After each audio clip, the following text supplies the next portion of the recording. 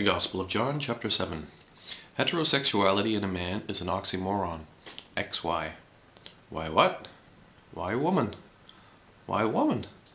Man, you may be looking the wrong direction. A man that is only a man is half a man. Jesus Christ, make yourself clear. Shall I explain the fountain of youth? If you enjoy being murdered by religious fanatics, well, for the fish, I will explain to those who will drop their Lifedamn ego for a moment. I admit it took me 25 years. What then? Sperm. That's too simple. Then why has no one found the fountain of youth? Why must it be a secret locked behind social lies? Because we need law and order? No, the warlords want law and chaos. That is their game. In the game of the fish descendants, with all the tyrant-made laws. I asked myself one day, today actually, if a man is a half woman, why does he tend to want to hold her under his feet, treat her like shit, and write them right out of history and proclaim knowledge is evil and women are the evilest of all sinners? How are you going to tell me about the fountain of youth? I told you, seed, the sometimes called Holy Spirit.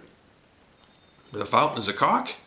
No, asshole, the fountain is evolution and sperm is exactly one half. Whereby religion says it is man, man, man. I don't get it. Why does a man lose his sexual preference?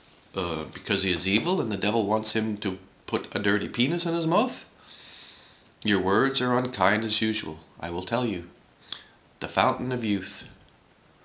Yes, I have a friend of many years.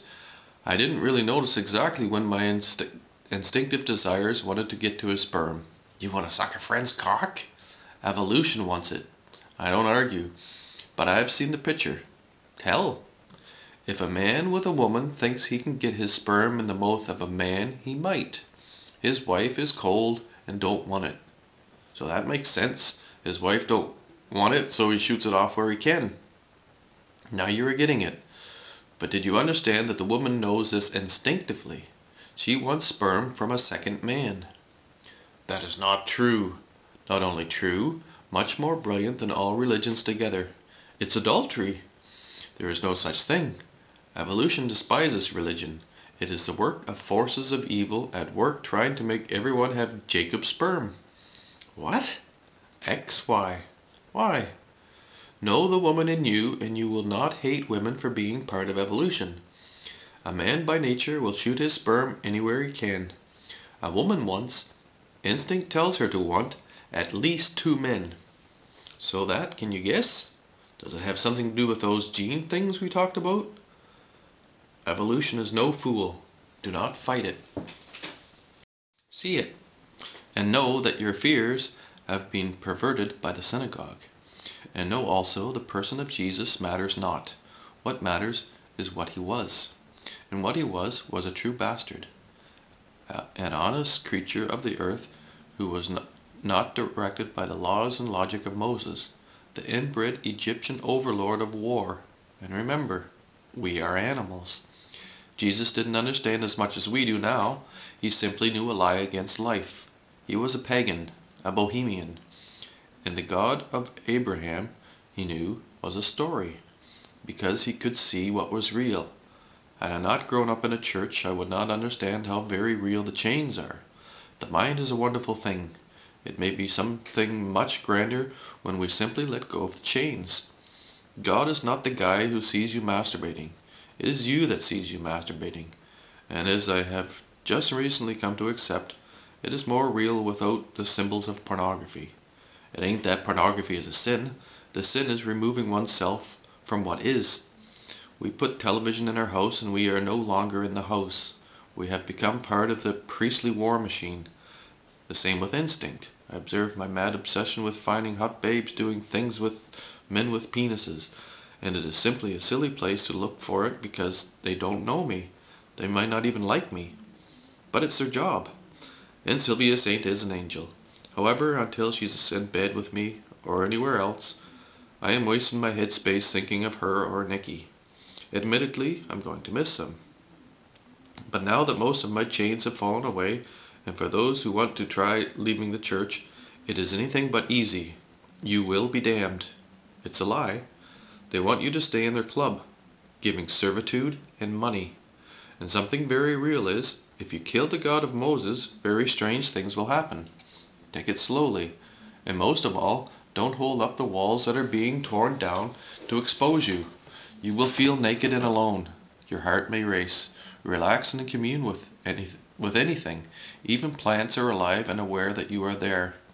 Look into the eyes of other creatures.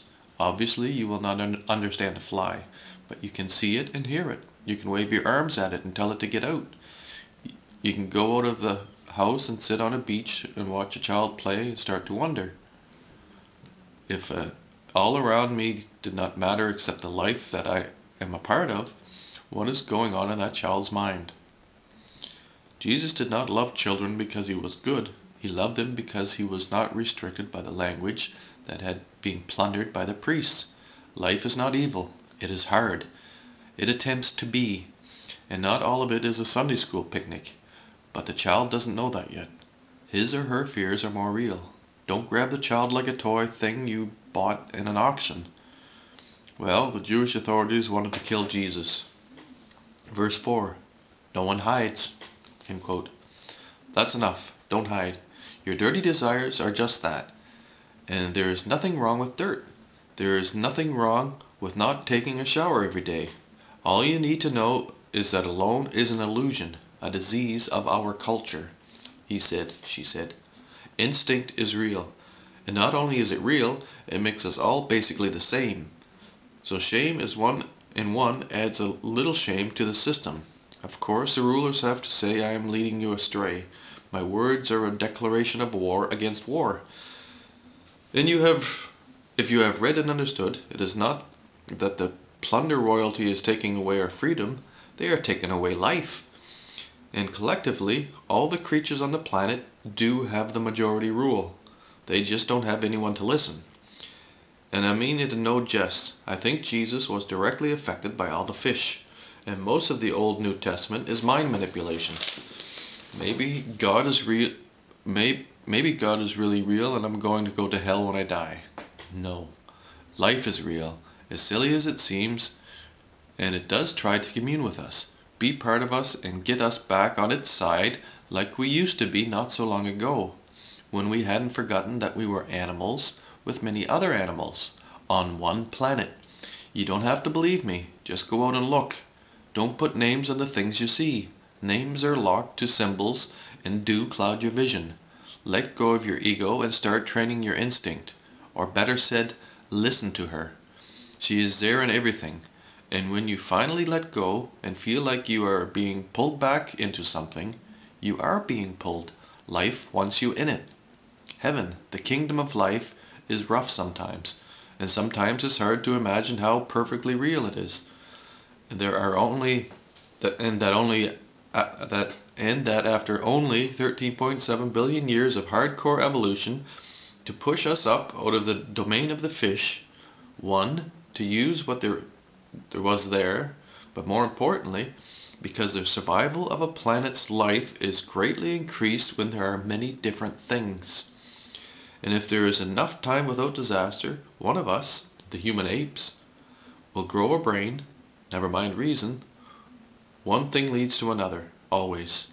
It's all here, and we are the angels resisting our obvious job of having fun and saving the planet from things outside the planet, because the danger is real, and if we ignore real for belief, we will get hit. A Messiah can come from anywhere, and it is much more real to have many because one is always stamped out of history with a big fat religion.